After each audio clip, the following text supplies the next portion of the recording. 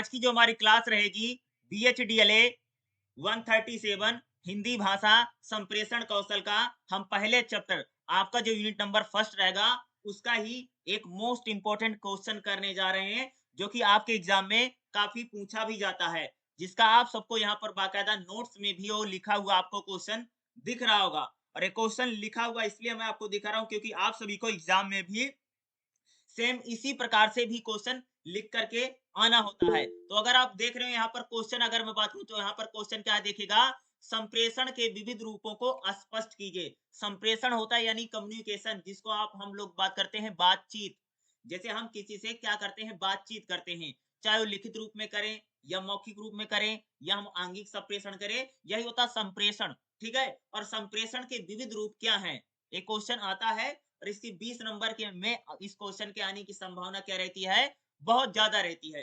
देखिएगा एग्जाम में अगर किसी क्वेश्चन को लिखते हैं तो सबसे पहले क्वेश्चन की लिखी जाती है भूमिका।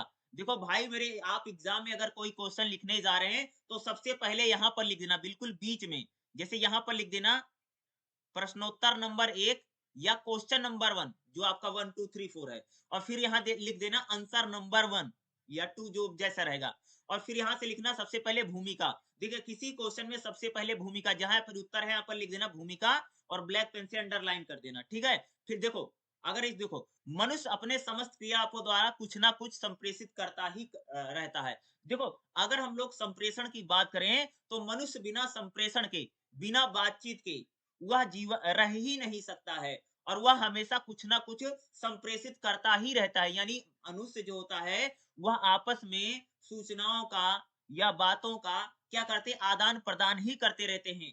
उसकी आंगिक अभिव्यक्ति बोलना, देखना, सुनना, पढ़ना, लिखना किसी न किसी रूप में अलग अलग ढंग से, देखो जो मनुष्य है वह कई बार बोल करके, देख करके, सुन करके, लिख करके किसी न किसी रूप में क्या करता है, वह संप्रेषण करता ही रहता है। और मनुष्य बिना संप्रेषण के धरती पर या कह सकते दुनिया में वह रह भी नहीं सकता है।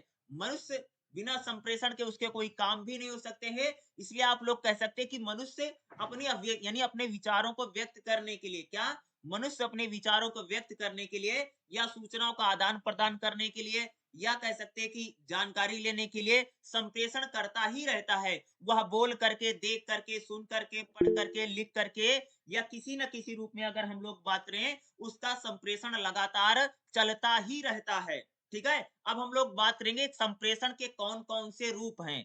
तो यहाँ पर देखो एक जर्नली क्या करते हैं कि जैसे आगे हमको लिखना होता है ना, तो हम लोग क्या किया जाता है, एक चीज मैं आप सबको बता दूं, बिल्कुल बॉटम पे लिखना, यहाँ पर बता रहा हूँ, जैसे एग्जाम में लिखो रहे यहाँ पर लिखना संप्रेषण के विविध रूप, और फिर पॉइंट नंबर हेडिंग नंबर 1 लिखना, ये आपकी हेडिंग नंबर 1 बन जाएगी। ब्लैक पेन से लिखना पहला संप्रेषण का कौन सा रूप होता है, मौखिक संप्रेषण, जिसे कहे हम लोग कहते हैं कि मौखिक रूप में, यानी जब हम बोल करके किसी से बातचीत करते हैं या वार्तालाप करते हैं वही होता है मौखिक संप्रेषण।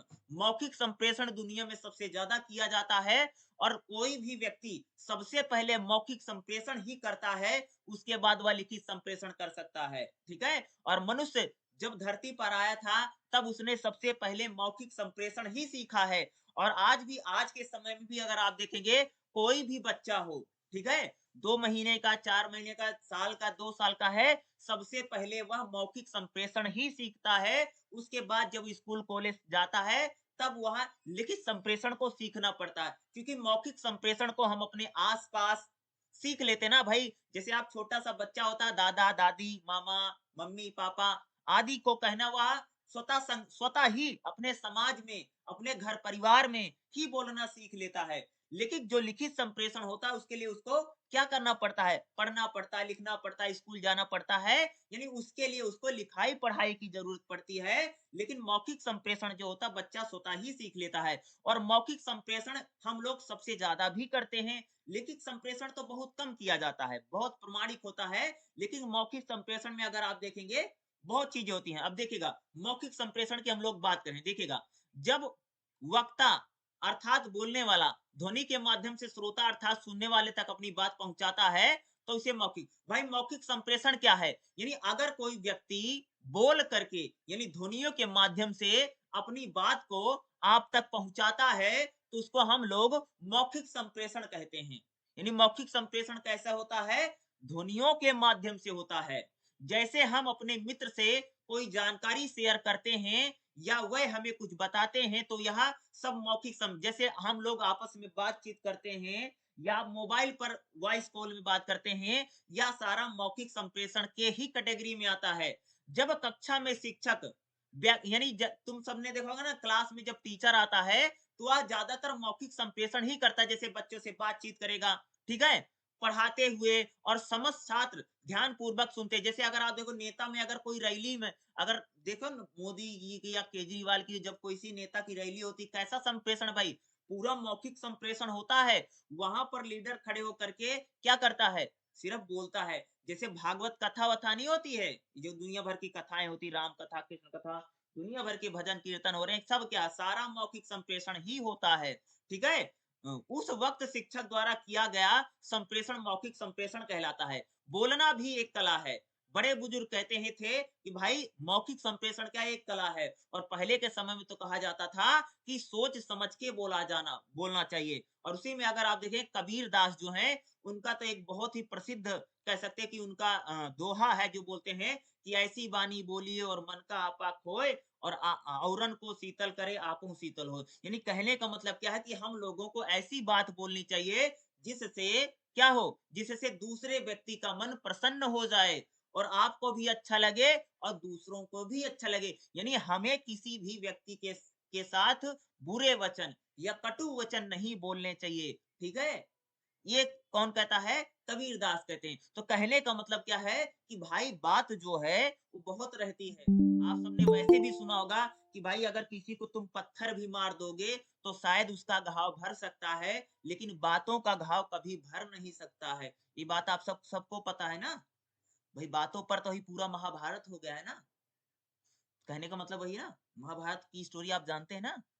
क्या स्टोरी है, ठीक है। जब दुर्योधन जा रहा था, ठीक है, तो जब शीश महल में जाता है, ठीक है, तो वहां पर ऐसा लगा था जैसे सामने शीशा है, ठीक है। यानी ऐसा लगा था जैसे शीशा लगा था, जैसे लगता था जैसे पानी है, ठीक है। तो दुर्योधन को लगा, पहली बार लगा कि भाई ये पानी होगा, तो बाद में पता चला नहीं तो पानी नहीं तो शीशा है। बाद में जब पानी था तो उसको लगा शीशा होगा, तो उसने पैर रख दिया और बेचारा ऐसे गिर गया। तब द्रौपदी का वहां पर एक बात आती है, वो कहती है अंधों के अंधे ही होते हैं। क्या कहती है? अंधे के अंधे ही होते हैं। इस बात को दुर्योधन का इतना लग गई थी कि उसी वजह से उसने पूरा महाभारत ठान दिया। तो मेरा कहने का मतलब यही है कि अगर किसी व्यक्ति को अगर तुम एक पत्थर मार दोगे, शायद उसका सिर फूट जाएगा, उस घाव को शायद भरना आसान है आज के समय में, ये हमेशा आसान रहेगा, लेकिन किसी की बातों का घाव भरना जिंदगी में शायद बहुत मुश्किल रहता हुआ घाव कभी भी भरता नहीं। तो मेरा कहने का मतलब यही है कि जो मौखिक संप्रेषण होता है, यानी जो बात होती है, वह कई बार व्यक्ति को इतना दिल में लग जाती है, इसलिए कहा जाता है कि भैया हमें सोच समझ करके बोलना चाहिए। यानी बोलते समय हमें कई सारी बातों का ध्यान रखना चाहिए। यानी जब हम किसी से बात करें तो क्या करें भैया, शब्दों और वाक्य का चुनाव सही ढंग से करें। यानी किसी भी व्यक्ति से अगर आप बात कर रहे हैं, तो उस समय बात करते समय आपके जो शब्द हैं, आपके जो वाक्य हैं, उसका सही समय सही से चुनाव करना चाहिए, क्योंकि इसका क्या होता है, बड़ा असर पड़ता है, ठीक है। भाई बोलते बोलते समय कई बार गलत ना निकल जाए, या जोश जोश में आप कुछ ज्यादा ना बोल जाएं, इसलिए बोलते समय हम लोगों को अपने शब्दों पर, अपने वाक्यों पर, यानी सेंटेंस पर, यानी आप जो सेंटेंस बोल रहे हैं उसका सही सिलेक्शन होना चाहिए, इसको बोलते सही चुनाव करना चाहिए। नहीं तो भाई बोलने बोलने में तो पता नहीं क्या बोल जाओगे ना। तुम लोग देखते होगे बहुत सारे लोग लिखा हुआ भाषण पढ़ते हैं या लिख कर के लाते हैं तब बोलते हैं। इसका मतलब आप समझते हो कि कोई लिखा हुआ क्यों पढ़ रहा है? इसका रीजन वही है कि यह बोलने में कहीं इतना जोश ना आ जाए कि वह कुछ ज्यादा इधर उधर की ना बोल दे।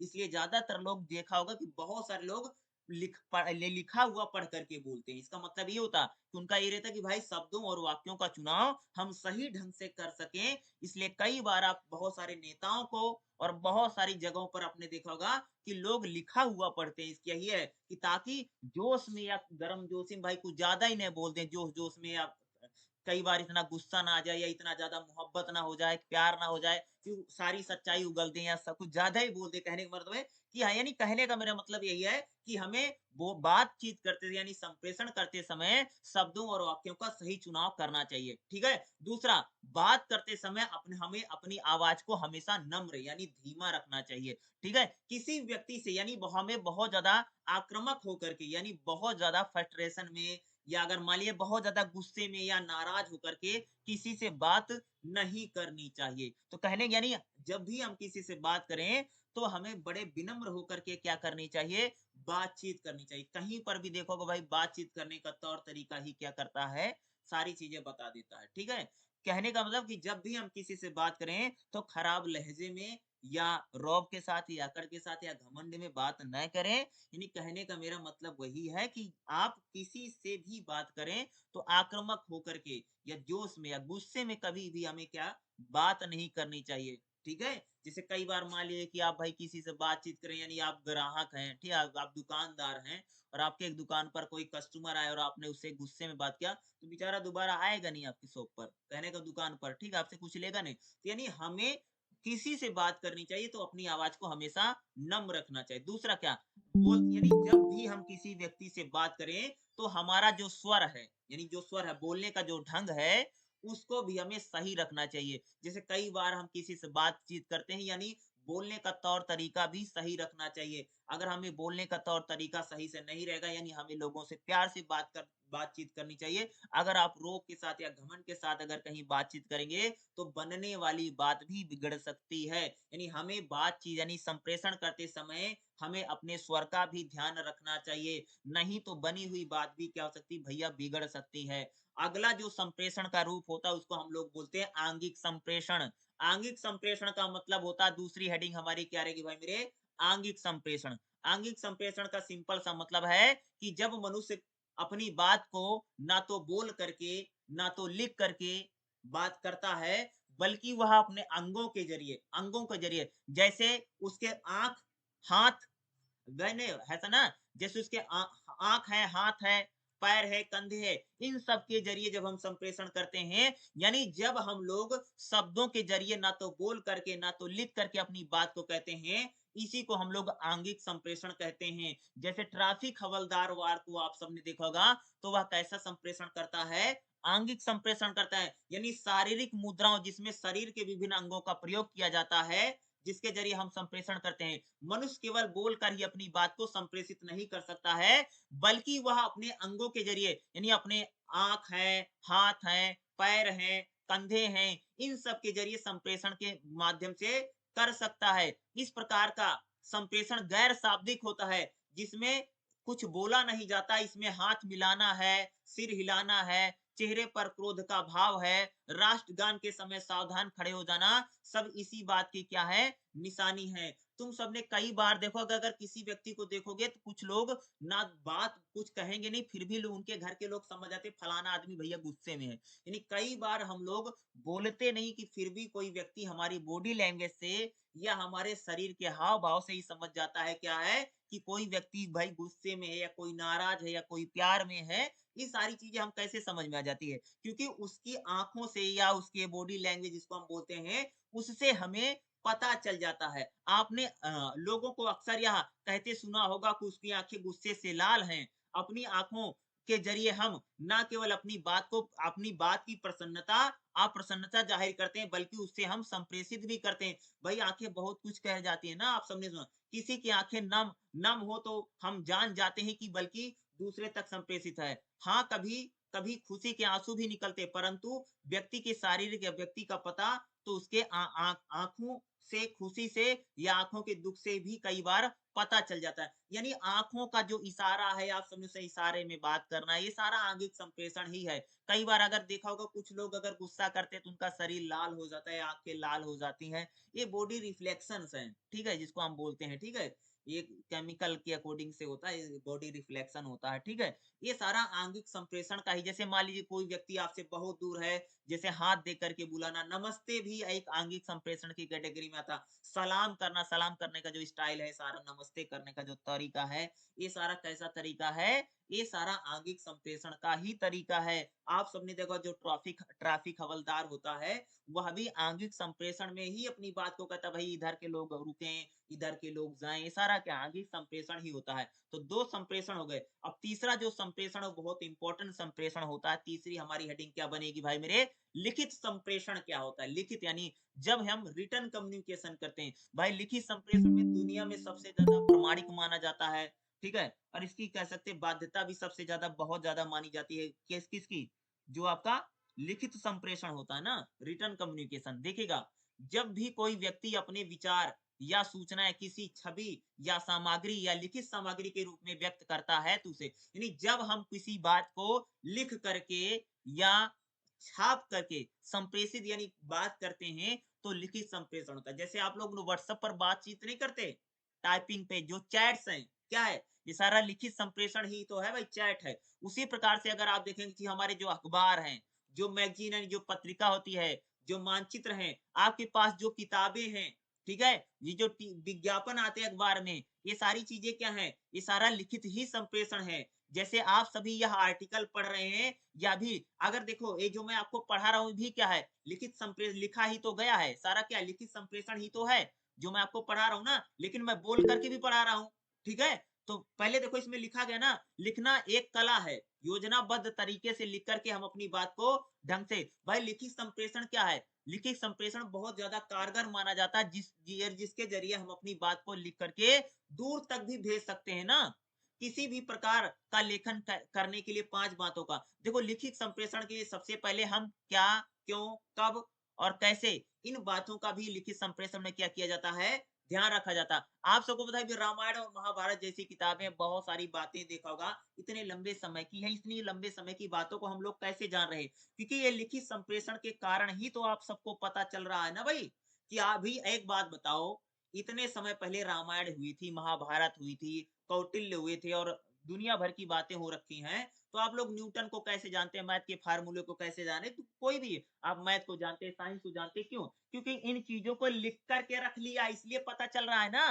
भई अगर किसी ने लिख कर के ही नहीं रखा होता, तो आपको कैसे पता चलता? वही वही बात है ना कि लिखित संप्रेषण जो होता है, उसका जो रेंज है, उसका जो भेजने का है, वो कह सकते हैं कि पीढ़ी दर पीढ़ी और समय और काल से भी आगे चलता है। लिखित संप्रेषण में आज कितने समय पहले रामायण और महाभारत की घटनाएँ हो चुकी हैं, या बहुत सारी इतिहास आप जो पढ़ रहे हैं, हिस्ट्री जो आप पढ़ते हैं, इतिहास आप कैसे पढ़ पा रहे हैं? क्योंकि उन उन सारी चीज़ों को लिख लिया गया है, तब हम उस चीज़ को पढ़ पा रहे हैं ना, नहीं तो क्या भई जो बोल करके संप्रेषण किया जाता है, जो मौखिक संप्रेषण होता है, वह तो कुछ समय के लिए होता है। अब मान लीजिए जैसे मैं आप सबको क्लास पढ़ाता हूँ, ठीक है? अगर मैं अपनी क्लास को रिकॉर्ड ना करूँ, तो मेरी कही हुई बातें आप लोग सुनेंगे, इधर से सुनेंगे, उधर बात खत्म हो गई। लेकिन अगर आप देखते हैं कि जब हम लोग इसको रिकॉर्ड कर लेते हैं, तो क्या होता है कि भाई मेरी कही हुई बात को आप अगले दिन या एग्ज़ाम के टाइम पर बहुत सारे बच्चे इसको क्या करते हैं, सुनते हैं ना। तो मेरा कहने का मतलब यही है कि लिखित जो संप्रेषण होता है, उसको हम लंबे समय तक रख सकते हैं ना। अब जैसे इसको नोट्स को मैंने लिख लिया है, मैंने क्वेश्चन को लिख लिया है, अब मैं इसको लंबे समय तक रख सकता हूँ अपने पास ना। नहीं तो मान लिया अगर ये मौखिक में होता तो क्या, वही उतना ही लोग सुन पाते ना, बाकी लोग को तो पता ही नहीं चलता क्या हो रहा है, क्या नहीं हो रहा ना। तो लिखित संप्रेषण क्या होता है, बहुत ज़्यादा कारगर होता है। भाई लिखित संप्रेषण प्रामाणिक भी होता है, सबसे ज़्यादा साइंटिफिक होता है। लिखी हुई बातों पर सबसे ज़्यादा लोग विश्वास करते हैं। भाई किसी की अगर शादी हुई हो, ठीक है? अगर उसका कोर्ट में शादी हो जाए, लिखित शादी हो जाए, तो उसको बहुत ज़्यादा प्रामाणिक माना जाता है। अब भाई किसी का अगर घर बिक रहा है, किसी का खेत बिक रहा है, तो क्या होता? पूरा लिखित डॉक्यूमेंट तैयार होता ना, तब माना जाता है कि भैया फलाने ने अपना घर बेच दिया है या उन्होंने अपना खेत खरीद लिया है। क्या है? रिटर्न ही होता सारा ना। ऐसा थोड़ी हो कि चलो हाँ ठीक है, इतना पैसा दे दो, हमने आप ले लिया। भई लिखी गई चीज़ों को क्या है, हमारा जो समाज है, वह ज़्यादा प्रामाणिक मानता ना। लिखित संप्रेषण का जो क्षेत्र है, वो भी बहुत ज़्यादा है और लिखित संप्रेषण की बात करोगे, लिखित संप्रेषण को तो सीखने के लिए हमको स्कूल, कॉलेज जाना पड़ता है और कोई भी भाषा सबसे पहले मौखिक में आती है, उसके बाद लिखित में किसी भाषा का जन्म हुआ। कोई भाषा ऐसे नहीं रही थी, कोई भाषा ऐसी नहीं है, जो पहले लिखी गई और बाद में बोली गई। सारी भाषाएँ पहले बोली गई, बाद में वो लिखी गई हैं, ठीक है? और कोई व्यक्ति इस संसार में जितने लोगों का भी जन्म हुआ है, सबसे पहले उन्होंने बोलना सीखा है, उसके बाद उन्होंने लिखना सीखा है। तो आप कह सकते हैं कि लिखित संप्रेषण का अगर बात करोगे, लिखित संप्रेषण कह सकते हो कि बहुत ज़्यादा साइंटिफिक है, या उसका कह सकते हैं स्टैंडर्ड बहुत ज़्यादा, समाज उसको बहुत ज़्यादा प्रमाणिक मानता है, ठीक है? लिखित संप्रेषण में हम पेन पेपर पर जो चीज़ें लिख देते हैं, वो बहुत ज़्यादा ये अब देखो भई जो खबरें होती हैं, देखो अखबार छपता है, दिल्ली में छपता है, दूर-दराज तक जाता है। ठीक है? भाई आज के बहुत समय पहले मैथ के फ़ॉर्मूले हों या साइंस हो या इतिहास हो या कोई भी विषय हो, आप उन चीज़ों को आज क्यों पढ़ पा रहे हैं? क्योंकि उन चीज़ों को लिख कर के रख लिया गया था। तभी तो आप लोगों को चीज़ें पता चल पा रही ना। तो लिखित संप्रेषण के आप कह सकते हो कि समाज में बहुत ही ज़्यादा प्रामाणिक माना जाता है और पूरा समाज जो है लिखित भई जैसे मैंने स्टार्टिंग में मैंने आपको बोला कि व्हाट्सएप में जो चैटिंग है, ठीक है? वो क्या है लिखित संप्रेषण के स्वरूप फॉर्मेट में ही होती है, ठीक है? बल्कि आप वॉइस कॉल करेंगे तो वॉइस कॉल मौखिक संप्रेषण में चले जाएगा।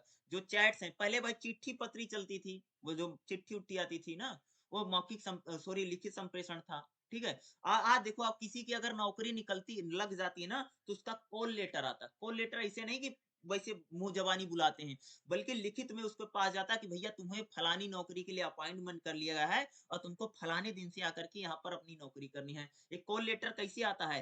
वही लिखित में आता ना, किसी को नौकरी मिलती है ना। क्या ऐसे मुँह मुँह बोल देते बस तुम्हारी नौकरी लग गई है, तुम परसों से आ जाना और नौकरी करो, ऐसा नहीं चलता ना। या हर चीज़ का को तुम प्राइवेट भी नौकरी जॉइन करोगे तो उसमें भी तुमको वो लेटर-वोटर बाकायदा मिलेगा ना। तो ये क्यों? रीज़न क्या है? क्यों रिटर्न कॉल लेटर की क्यों महत्व वो लोग कॉल लेटर को हम लोग क्यों इतना महत्व दे रहे हैं?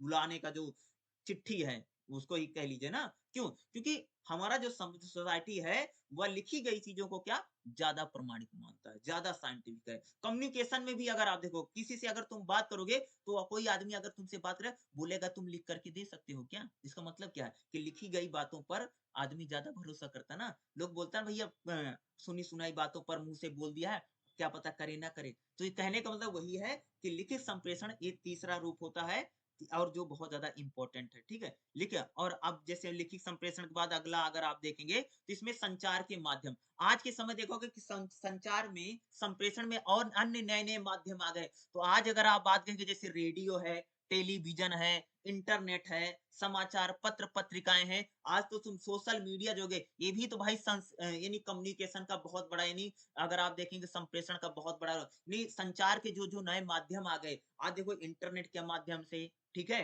या टेलीविज़न है, रेडियो है या बहुत सारी एप्लीकेशन आती हैं, इनके ज़रिए संप्रेषण किया जा रहा ना। हो रहा ना भाई संप्रेषण हो रहा ना। लोग मोबाइल से बातचीत करते हैं, लोग व्हाट्सएप में बातचीत कर रहे हैं, ठीक है? लोग वीडियो कॉल कर रहे हैं, क्या? ये संप्रेषण के क्या नए-नए माध्यम है ना। संदेश को एक स्थान से दूसरे स्थान तक पहुँचाने के लिए जिन माध्यमों का उपयोग किया जाता है, संचार माध्यम कहलाता है। संचार माध्यम माध्यम संप्रेषण का एक सशक्त माध्यम है। संचार के लिए कौन-कौन से यानी कौन-कौन से यानी कम्युनिकेशन करने के लिए हम क्या-क्या यूज़ करते हैं? जैसे रेडियो के ज़रिए भाई बहुत सारा कम्युनिकेशन होता है ना, बातचीत होती है ना, संप्रेषण होता है ना। भाई रेडियो में जो खबरें आती बोली जाती हैं, टेलीविज़न के ज़रिए सारा, अखबारों के ज़रिए, होर्डिंग के ज़रिए, इंटरनेट के ज़रिए भाई इंटरनेट तो आज तो पूरा क्रांति उसने ला दिया ना, तो क्या इनके ज़रिए संप्रेषण हो रहा ना। अगर आप देखेंगे ना, टेलीविज़न है, कंप्यूटर है, फ़िल्में हैं, वीडियो है, इंटरनेट है, यानी दृश्य माध्यम भी क्या है, संप्रेषण का क्या भैया एक सशक्त माध्यम बन गया है।